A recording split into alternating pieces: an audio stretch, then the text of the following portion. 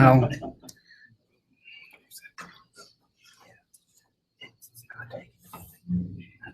It's a lot later than it is. Since we're not on camera, we can start, right? You're on. This is the June 27th work session of the Elizabethtown City Council. Mr. Shipp will lead us. Thank you. Let's have a word prayer, please. Heavenly Father, thanks for the wonderful day today. Thanks for the opportunity to be here. Continue our work with the city. We ask that you be with us tonight. We ask that you be with us all in what we do for the city. We so much appreciate the ones that wear the uniform and keep us safe, keep us away from harm, and come to our rescue. And we just pray that you will continue to look after us and bless us in all the things we do. In Jesus' name. Amen. I Pledge allegiance to the flag of the United States of America and to the republic for which it stands, one nation, under God, indivisible, with liberty and justice for all.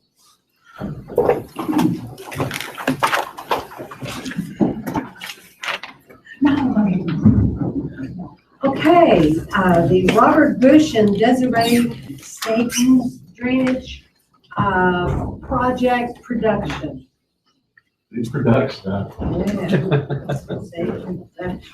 The water's still going downhill? It does.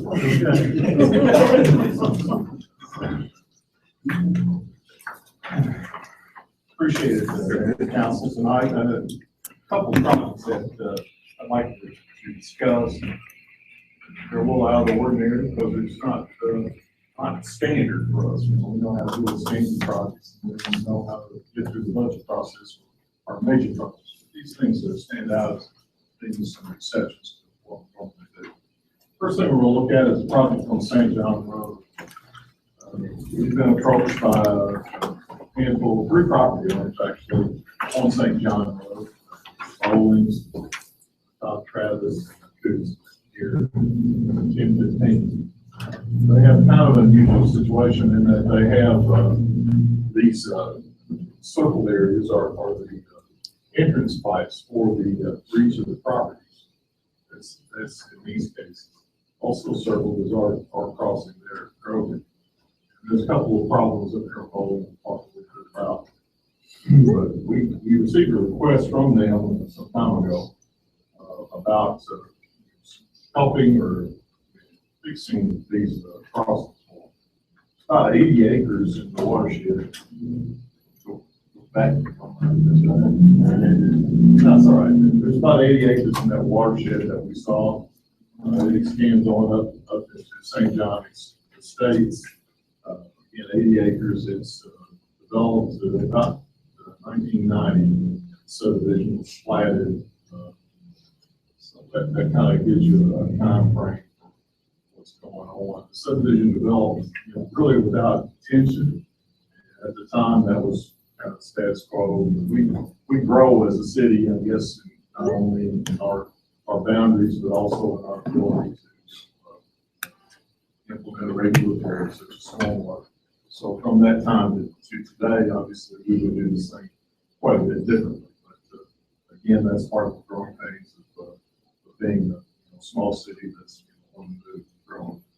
But anyway, let's we'll look at each of those individual ones now. If you don't mind, move on. It's one of the crossings that you can see. This is the one at the Travis location here on the left. This is kind of the braided ditch that leads to that location, which while it looks a little challenged, but it's still not doing a bad job. More upstream, Bowling will have some more pictures later that you can look at that show this. This pipe is, I'd say, woefully undersized here. This is Travis. Design that we would do today, or what would be recommended today, would be something in the range of 4 by 10 box culvert. Instead, what you're looking at there is a 36-inch circuit pipe. It's a metal pipe to do. It's obviously older and it's starting to show some deterioration from corrosion. That's a facility that's shown in the ditch. There's some scour that's at that location, obviously, going on because of the force of water that comes through this pipe, so there's some impacts to the ditch downstream. It's part of his request that we help him work on the ditch also. Immediately downstream, this is the Coots crossing. That's a roughly a 4x8 box culvert. It's, of course, handmade there on the site. You can see it's a concrete block improvement that's just got a slab for it on grade on the top. Blocks are stacked up. Roughly it's 4x8. It's not what we will put in today, but it's much closer in size than what the Travis pipe is. So this pipe alone had Travis, which you can see immediately upstream at this location. You can see his pipe up there. But if you could imagine that same crossing there, I don't think we'd have a capacity issue right here. It's just that the Travis pipe is so small that even before development, that pipe would be far too small. This one will probably be on the same size. This would be probably about right for that 80-acre watershed without a house on it, with pasture, still trees, pasture. This pipe would be the thing that would be needed to be installed and permitted so by this resident here at Coots property sometime. That gives you a handle on the scale. This would fit the pre-development state, if it was installed in the Travis location too. But I don't know if there's another picture of the ditch downstream of Travis. There's two or three ways to approach this project, and I guess I didn't dig into probably the right picture on there's also on John Bowling track here. There's a couple of locations there that warrant some improvements to the ditch itself, and that's stabilization of the ditch. Got a couple of outbuildings that the ditch is, again, trying to meander, trying to change its course a little bit back there as ditches do at any kind of body. But in that process, it's getting close to a couple of outbuildings. It's got a couple of spots. So an improvement that they requested is that we help stabilize those two locations. They're not small. They're maybe together, maybe as big as this room, but it will require backfill, then probably a overlayer of large rock, maybe shot rock or plastic channel line to keep coming back again. But that's a request we received from. So I was about to say there's two ways to approach this project, and one is the state is in the area talking about an improvement to St. John Road, and what you see there highlighted, it's kind of faint, but you can see it highlighted in colors. It's proposed state improvements. And you can see the Bowling here, Travis here, Coots here, and you can tell right here that on the middle of the Coots property, the state has picked up the work and shown a ditch realignment there to get back behind their improvement, which is the roadway. You see the pipes in yellow there. There's some pipe improvements there proposed by them on Coots, and also a pipe improvement in addition at our crossing on Crow. So, and then a realignment downstream from there to the creek, so Billy Creek. So that improvement gives the state, depending on their time frame and the work that they might do, would free up our resources so to get this partially done in that fashion. That would still leave Todd Travis and the Bowling work to be done, either by us or by this project. So, but the sticky point in the states allowing the state to work with us to do this is the timing of the state.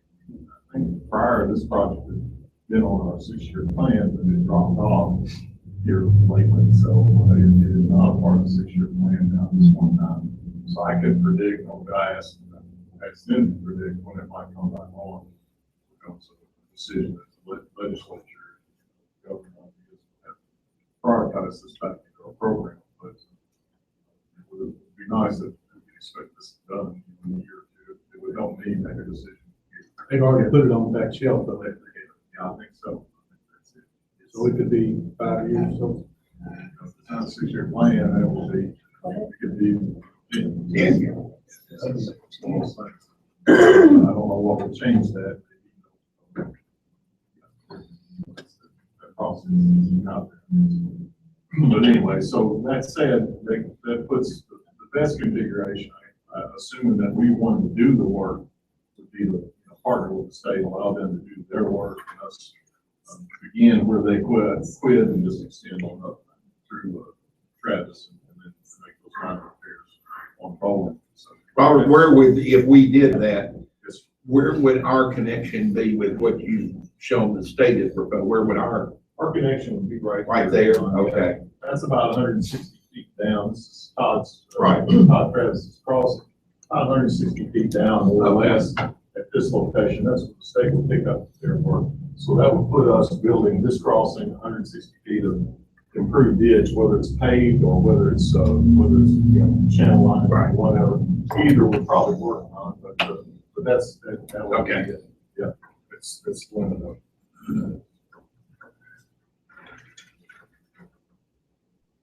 Okay, so that would leave us with those two options. The other option would be a contract. We could do this two ways. If we decided to do this segment, we could do it two ways. Either that contract in-house. Give you a flavor for what that. Okay, yeah, here's the bowling. Before we leave this, let's look at the bowling erosion. Some of these are close up. You can see the structure here. You can see the size of the size of the dish it's trying to serve. That's coming out into the Travis, from bowling to Travis and to Coots. This is the stream that's back behind there, behind St. John's Point. This is part of the subdivision work, but you can get a flavor for the hole that's in the ground and some of the work that needs to be done. This is the structure that's certainly ready. So that shot, I think, again, the scale is a big hole. I know that's not that. And some of the cost possibilities, this did show up in our comprehensive plan, but it was never prioritized because, it's really kind of, we always did it as a private improvement, serving really pretty much only their private interests. So we've never prioritized it as a project that we bring to you on budget. So this looks at their estimate. It looks like in current terms, somewhere in the range of, let's see. Yeah, this is each of the crossings. This is our crossing here. Here, this is Coots, and here's Travis here. So some total, using FMS and Stantec systems, around 320,000. We went back and revisited it ourselves today and priced some materials from supplier and tried to extrapolate up some construction costs. So we got a little higher because I guess some costs, some of these materials are higher than the consumer price index. Go figure, I guess. We think somewhere in the range of 350 to 375,000 would be a good current estimate if we were to undertake that work all ourselves. Part of what would have been the city's part had we, I guess, had that subdivision developed as today's standards. Yeah, today's standards, and that's hard to, it wouldn't have been any cost, to be honest with you, because it's all been developer born. I mean, that's what it's answer. But if we tried to go back and retrofit at this point in time, a basin we've been talking about, it wouldn't be a major detention basin, because it's just an 88 watershed above it.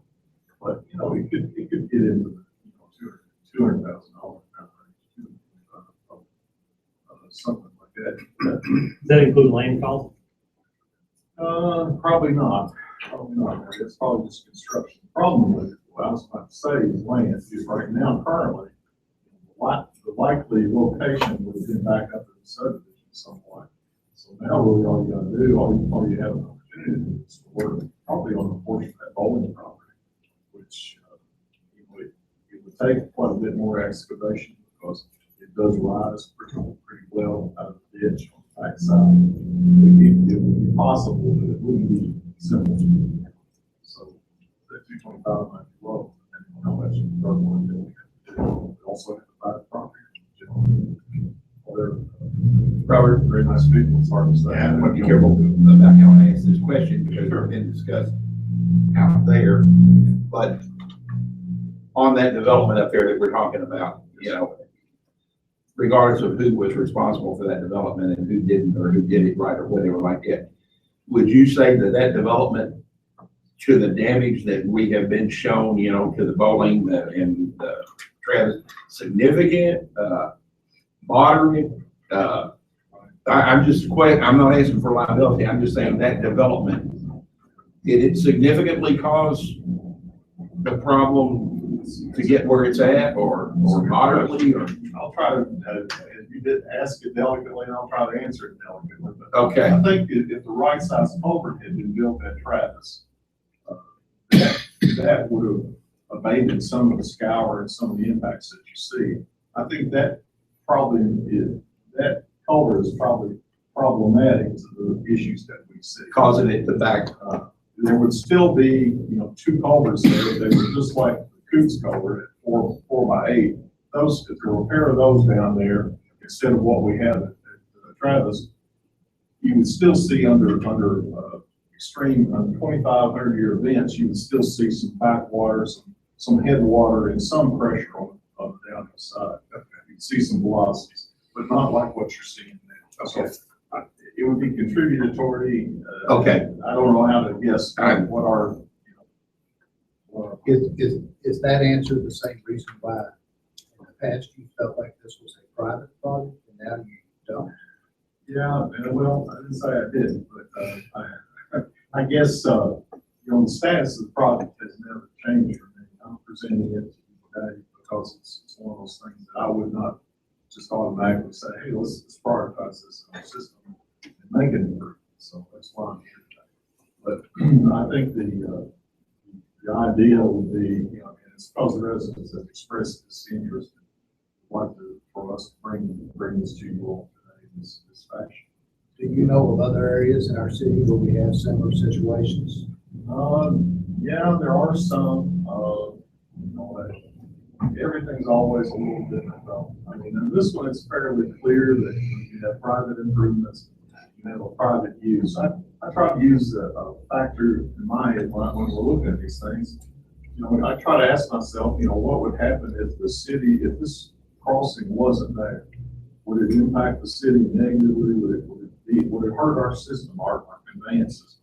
In fact, you know, if they weren't there and there's a ditch through there, then everything would be great. I mean, you know, unlike, say, for instance, the bowling improvements that we're talking about, if that's not done, that could negatively impact our system. We could so involved, those buildings could slide down. You could have a lot more impact, a lot of dirt migration.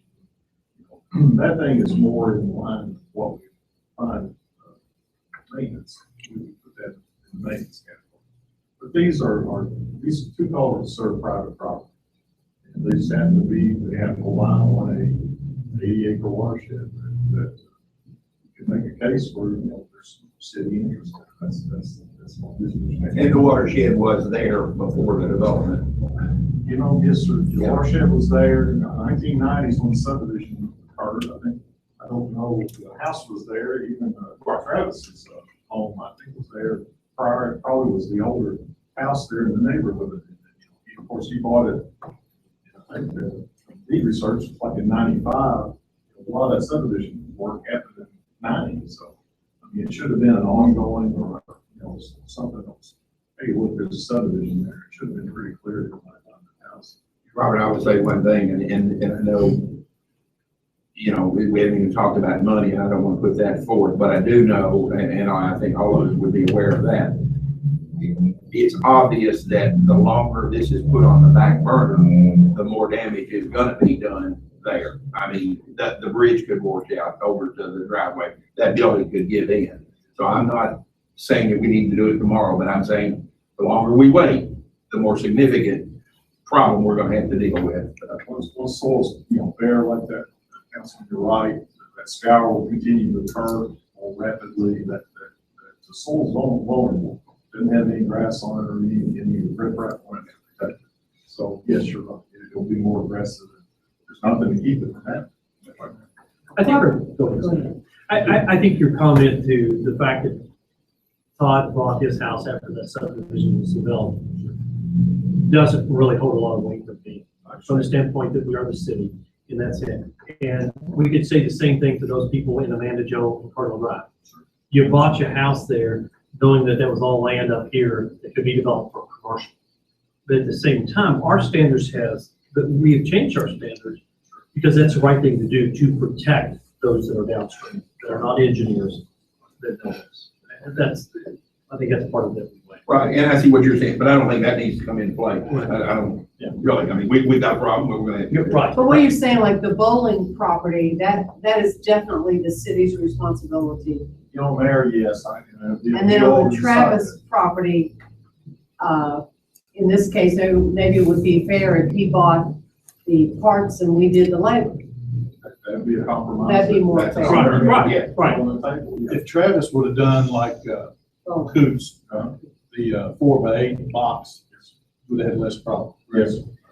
And we know, did Robert, Travis maybe- put that in? Is Travis the one that put that in? Like, is that before we? I doubt it, I wouldn't say. I think he bought it that way. Yeah, and Robert, go back to the very first pic, because I don't know that the rest of the council, the very first picture where you showed the covered over Travis, right there. Yeah. That upper left right there, that's his driveway, people, that's his driveway that's going over. Yeah, On the top of that. yeah, that's his driveway, That's the whole problem, it's that's his Right. driveway. on the top of it. Right. Through it, around it, on the top of it, every which way. It doesn't have to be a significant rainfall either. We're not talking about a 100-year flood doing this. The chances are this was built as a kind of a wet weather forward, when it was originally built. I mean, that's typically the kind of thing you might see, something that affords you that allows you to get out of the water in smaller rainfall events, but in those bigger events, you necessarily overtops and use your pavement to go over to. How far up the property line on the Todd Travis is it? This is, like I said, it's 50 feet or You can go back and show that one aerial. quite a ways up in his yard? Yeah, Yeah. yeah. Oh, yeah, it is. The edge of his driveway. Oh, yeah. Close to. There you go, Well, yeah. right there where it's circled. Here's the right of way out of here. Yeah. But yeah, if there's really no easements there, then I can. Those are all.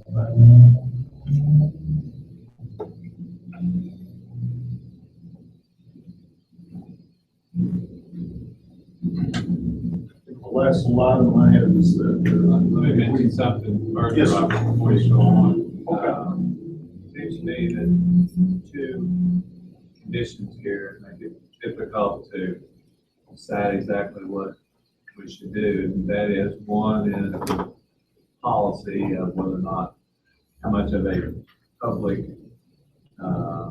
problem or interest is there. And you can make cases for both ways. But the other one is practicality of being able to take advantage of what the state might do. And whether or not the city should spend money with maybe a state project that has a major portion of that, or whether or not that it's feasible to wait, see what happens with the state. And that's not a good situation for the residents there. It's probably not totally intolerable, but there are problems that are going to continue until that ditch and those culverts are improved. So I don't know whether or not there's some kind of practical compromise that we can come up with there as far as dealing with the state project and the city's interest in helping those property owners. That's the two tough things. Well, if you improve the bowling situation, make the water run faster, it's gonna get to Travis. And it makes that situation worse.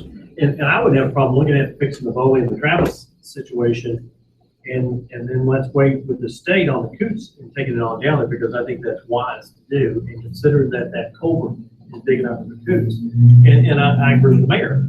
Maybe it's that Travis buys the culvert and we do the work or something, but I think the bowling situation and the Travis situation are gonna exist with or without the state.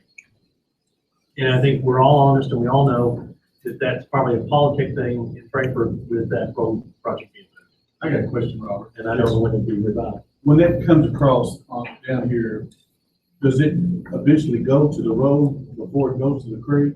No, actually, the current Stays configuration, off? yeah, there's a roadside ditch, which is. Right. Yes, that's terrible. Yeah, but this system, lies back here, and it's really a separate thing. At some point in time, it might tie over. right? Well, that's what I was asking. Yeah. Before you got to the Travis. Yeah. Is it too much to bring it to the road and have it all go down the side of the road? Yeah, that would be. Way too much water? There's a lot of water, there's a lot of issues, but I think the state, and they're read at it, they're cut at it. I think they're trying to get it back far enough that it doesn't impact the route. And those ditches, that road's gonna fall in, St. John's is gonna fall in on that, you don't see that, that's just continue to be worse and worse and worse. And Marty, not only that, the road falling in, and I heard the mayor talking to Charlie about adding Dunaway to the state, we gotta get them involved because the increased traffic with the new school out there, Right, if you've driven down that is an extremely dangerous. especially in the fall, winter. Yes, you go in that ditch over there, particularly, on the side of Travis and that's a big, and it's getting worse. That entire route, council, I don't see, I know there are other improvements around the state that are important, but that's a Yes. very dangerous. Very dangerous. Piece of road, it really is. It's shown that in the past. Duplessis spoke of it before he knows it's important. Yes, Yeah. yes. He sure does. We did prepare an option, third one right here, Okay. that is just for bowling and Travis. This So would be, yeah. this is the material cost. Oh, okay. So So we can approach that. The only thing I worry about is my same question. How many other situations do we have in town where people have flooding problems that they will say, I would like the city to fix my culvert, I would like the city to fix the pipe underneath my driveway, I'd like the city to line the ditch in the back of my yard, those type of things. And I think we have to be careful as to what's private and what is our responsibility. I agree. So I think we're gonna, oftentimes I'll hear, we should do today. the city's waters, in that ditch in the river. Well, So and that's the reason why I asked the That's question, yeah. because I have a feeling that you probably hear it even more than we do, because when they ask us about it, we tell them to call you. Yeah, exactly, as you should. But, and then when I can't figure it out, I come and see you. That's right. That's That's a good right. And that's why, that's what we are here. Kind of shows your box culvert costs, the head walls, maybe we talked about a shared program. Of course, the city here, us, my crew would be doing the installation. Doing some bank stabilization work with our equipment. So that's how you get to this low cost. This is just that Travis. And that's just material. For 48,000. Thanks for showing. 16,000. All right, that's just, the 48 is just Travis's? This is Travis's work right That's here. Travis's, 48. and 16,000 is both. Also in that, some ditch work, depending on how much ditch work is, 160 feet of ditch work. At probably $100 a foot at least. That would be part of the deal. Robert, I think, again, and with respect to the mayor and Charlie and you and everybody, with the costs that we see there, we're looking at the bottom line. I would think that maybe a next good step, and I agree, Jerry, with what you said, we've got to be very careful about, private property and this kind of thing. But our policy generally right now is, I think, that, if we can say the city contributed to this drainage project and a guy wants to put in a culvert, if he buys the culvert, our policy generally is we will put the tile in, he buys the material. So I don't think we would be encroaching on, an area if we said, all right, we need to do this. I would say that Bowling and Todd need to be contacted by you all and see if they're agreeable to, sharing in. Yeah, I mean, I think we're gonna have to get an answer to that before. I think the question then what we're saying is that we would provide the labor for our policy if they would buy. Their material. Yeah. I mean, am I wrong? Is that anywhere in town? Well, I think that's our policy. That's what I'm wondering. Isn't that what we're doing now, Michael, over on Brown? Yes, when a resident wants to improve the driveway, we'll help them out. There- Supply the pipe. On the right way. And what about on pair on, off of Mantle there? That little short street? Between now and Sycamore, I noticed there's improvements that have been done there. That was a public improvement ditch because of water. What's the name of that street? That is, Orchard. Springdale. There you go. But are we doing the labor? Yeah, okay. I think it's good in context where we've done those and have a policy, the city has had a long policy of doing those things.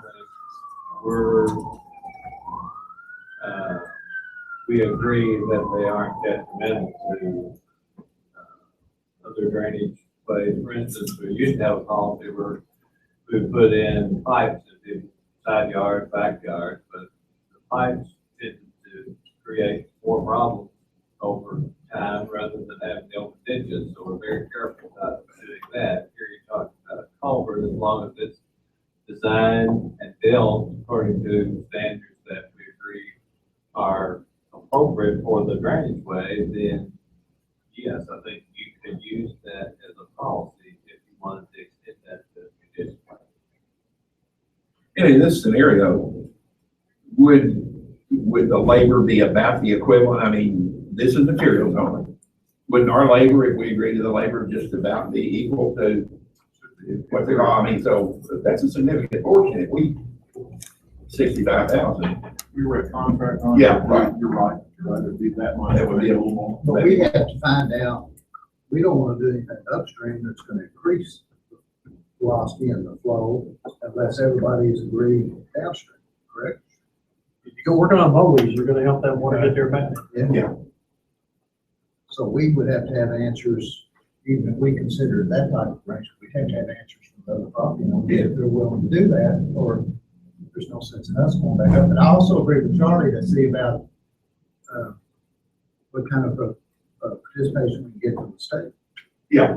Charlie, That's why I mentioned Patty Dunn, the mayor mentioned Patty Dunn, I did.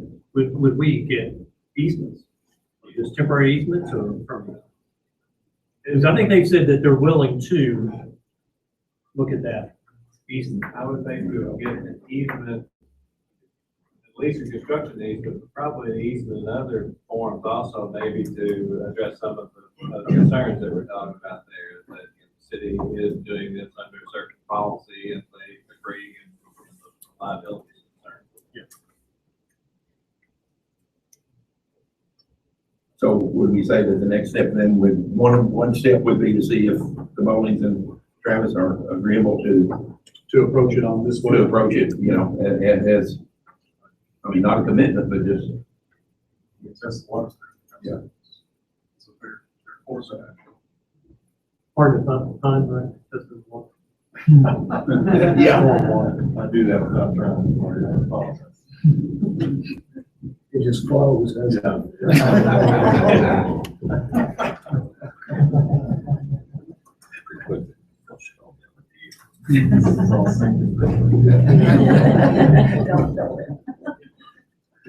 Robert, I know, they contacted several of us over the years, and I want to commend you and Desiree for, this is the first time I've seen any cost on this, and it wasn't an easy thing, so I commend you all for.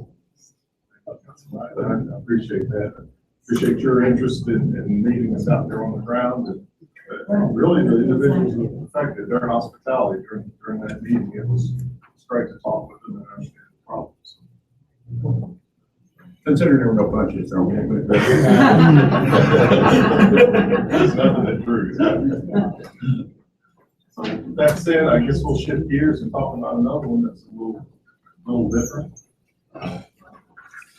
So we've got a project on Deeks Drive that we've been exploring and trying to get a handle on. And, that project, basically starts, the watershed is, starts up around the hospital and Woodland. And then, basically extends, across Dixie, or, across Dixie. And then from a box in the corner, the pizza hut lot, it goes across Deeks and then down the south side of Deeks here to, Green Creek. Project is, one of these, it's got some history. There's stormwater improvement there that has been built through the development process without a lot of oversight on our part, without a lot of plan improvement. And the city is kind of been on the side watching that happen without a lot of direction, without a lot of ownership. So improvements that are there in the ground are as such, pretty well piecemeal, kind of a hodgepodge of pipes, bands, junction boxes that aren't there, that should be there. So it's not something that if we had an active hand in, we would see an improvement there that would be much, much more suitable than what we have right now. Pipes there, the condition are reaching an age that they're starting to fail, just like any other metal pipes in our town. 20, 30 years of life, the flow lines starting to disappear and get corroded out. There's not much there to arch. So you see a flow line that's dirt, stone, just an arch that's holding up everything. So one location, I think it's 101 D's, there's a hole that's been developed, been there, been active for quite some time. It's an area where we believe there's these pipes have been banded together to infect the turn, the pipe realignment, instead of a box being placed there and then it passed. Whoever did it just did it, made it work, and so this is kind of coming back to the light right now. So there's a continual maintenance problem. Who owns this property? The property, I think, Country Works, I believe, owns this site. Is that who's done the work? History of it, I think, yes, that is who done the work. It's recently, I think the city made it, taken an act of Most recent. 2 or 3 years ago. This was a development going back 30 years ago or more. And as those individual lots were developed, they extended the pipe down to the. But we didn't do it. We did not. Contractors, we didn't have any oversight or anything. But 2 or 3 years ago, I think we did try to make a repair. It didn't work, but our approach is we think we've got it assessed pretty accurately. The problem can be remedied with a box, reconstruction of the system. At this point in time, we start again at that box that's fine. Corner Pizza Hut extends across the east, and it extends on the south side of these to Green Creek. It's about 410 feet of pipe, probably one major junction box. And we expect the total construction cost to be, this is materials only, probably in the range of 250 to, depending on, I don't know what factor of safety there, probably somewhere around $275,000 probably. Do we need to start manufacturing these boxes? It would be a good idea. I mean, we got brush trucks and grinders, about a box of over. You can't pour them in place, but I don't know. But this is corrugated metal pipe. Again, we're using aluminized pipe right now. Today's world, it's a different treatment than the old galvanized stuff that used to be failing. It has a much longer life.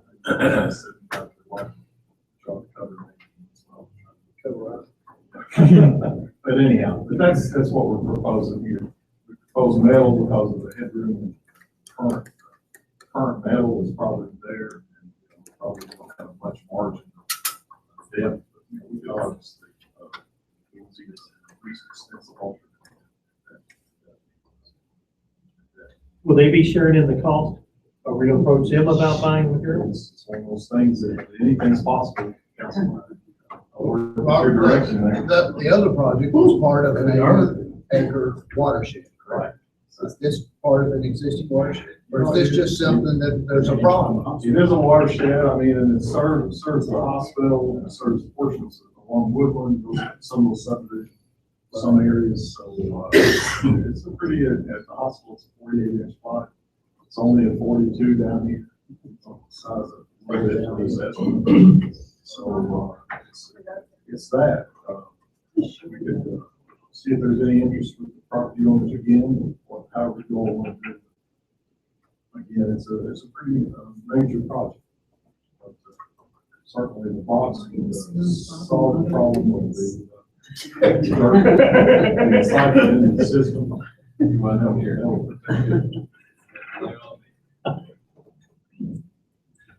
That's it. That's about the end of the presentation. The box at recovery works, if we did it, would it be open at the top? We could do either put a solid top or an inlet. It's not open now. It's not open now, and then, it's a sloping, you might get some water in it. It could be configured either way. It's not exactly an inlet box, it's more of a junction box. Instead of where those vans were, this box could sit down over those, that bin where those vans are. They take some short sections of pipe, might make a point there. Get us down the road a little bit, but still you'd have to deal with this whole pipe that's This one has similarities, obviously, to the other one, and that it's not on right away of the road. And probably for the most part, not within any easement either, and it's a significant expense as far as the project. So, if we, the city, wants to pursue a solution to this, then obviously it's not going to get any better. It's going to continue to get worse over time. How much worse it will be, how quickly, hard to predict. But it is a problem there, particularly in that one driveway entrance, which keeps falling in. But if we wanted to consider this as for a public project, then there's more things that need to be put together, and we need to know whether or not this is something that you all are in agreement that we pursue, whether or not it's based upon some participation by the property owners or not. We need to put together what the project would actually be as far as the piping and the cost, easements, and the timing, and that's going to be important because for us to do that in-house, that's going to be a much more significant project to try to handle than the other one that we're talking about.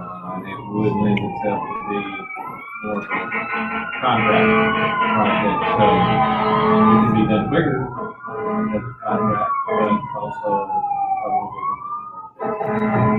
Charlie, before we did that, would it be then maybe the first question to see if they're willing to assist in any way, and then get an answer to that? Yeah, I think we need to be prepared if you don't get the kind of answer that you'd like to see there, then what's the alternative? Because as I said, it is going to continue to deteriorate, and it could reach a point where it affects public right of way and other individual properties up above there, depending on what happens. I'll tell you, I don't feel comfortable making a recommendation anyway until I at least make a field trip and look at two places. The pictures are nice. I kind of like to wrap my arms around it just a little bit more before I make any kind of a recommendation or even lean one way or the other. Because I can't make a recommendation that we commit close to $500,000 taxpayer money. It's just this is the first time I've ever heard about it. So I need a little time. And like I said, I need to get out and put the boots on the ground. And Neither of these are emergencies, but they're chronic problems that the property owners are having. So that's why we have been asked as the city to do something about them, and why Robert, as he said, you know, this goes beyond what our typical limits as far as policies are, so that's why we needed to get this in front of you, so you can investigate and develop some ideas, and we can do some checking on some of these other aspects of it that y'all talked about. Right. Did you think we were gonna start tomorrow? Well, but I know that Robert's looking for some direction. from the Yes, council, he and I hope you guys might be ready to give him direction, but I'm certainly. No, but I still don't think it would hurt to approach, particularly Travis and Logan, to see if there's any interest on their part, not a dollar amount. Correct. But is there, Right. we waited too long on that. Yeah. Are you all participating anyway? We need an answer to that. Councilman, if it makes you feel better, good site visits, the way we started off. Well, I just, It's good to see it and right there on the ground. Okay. Magnitudes sometimes jumps out at you. Sure. Thank you all. That's all I have. Thank you. Thank you. Thank you, Desiree. Thank you, Rob. Good job. Good job. Okay, Scott Reynolds. Thank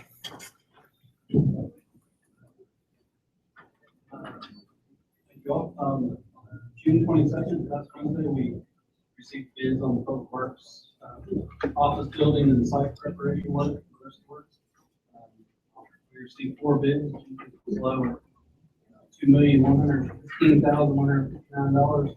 You all remember with that, with the bid tabs, high bid was $2,613,000. How many of y'all ask approval next Monday? If you have any questions? Tuesday, sorry. Tuesday. Y'all want to be here Monday?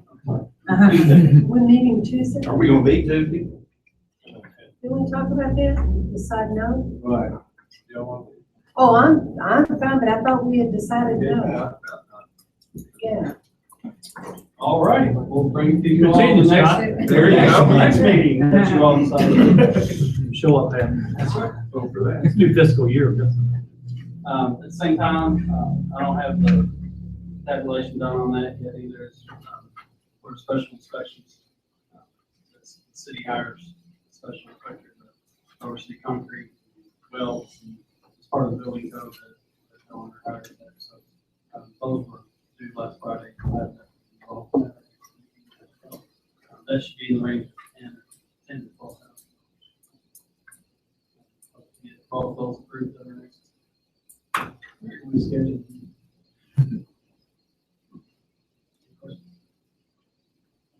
Thank you, Scott. John Hill has a new addition. Mayor, Council, I'd just like to announce that, in last week, we received the new brush loader. All right. This stripe and logo put on it, and it should be on the road at the end of this week. So that gives a complement of 3 in our fleet dedicated to pick up brush. I think, this fiscal year, we budgeted, $190,000. We purchased it for $165,840 at 44 cents, and that includes extended warranties on the unit, 5 years. So just wanted to announce that. And so you're gonna keep the other 2, you're gonna keep them in service. Yes, sir. So this will just be, You can have 3. Right. The hope is anticipating improvement of our efficiency. You know, go back a few years, the council, pick up brush business that we started rolling around. Don't turn up, they have traded for a culvert. Keep going. Whatever y'all desire. That's what we're willing to do. But anyway, just wanted to let you know. I still think that's one of the nicer services that the city provides for free. You all dedicated a lot of resources to that effort from this. So it's a great service. Thank you all. I use it pretty good. Thank you, Don. Anything else? Mr. Thomas, did you have something? Yes, I have just one thing, Mayor. Let me hold her in her seat. Whether I think I'll be on legal grounds and we're not publicly televising this. But the mayor and I will be representing the city of Elizabethtown on the student vote Thursday, West Point. Oh. You forgot. We're going up the river. What's the name of the boat? The Spirit of Jefferson? Yeah. The mayor and I will be representing the city of town, assuming she's not throwing me overboard. And, assuming I can come up with $50, I found out before the meeting too. So, and that's all I have. I'm really glad I asked. I know. Hey, anything else with them, we're adjourned.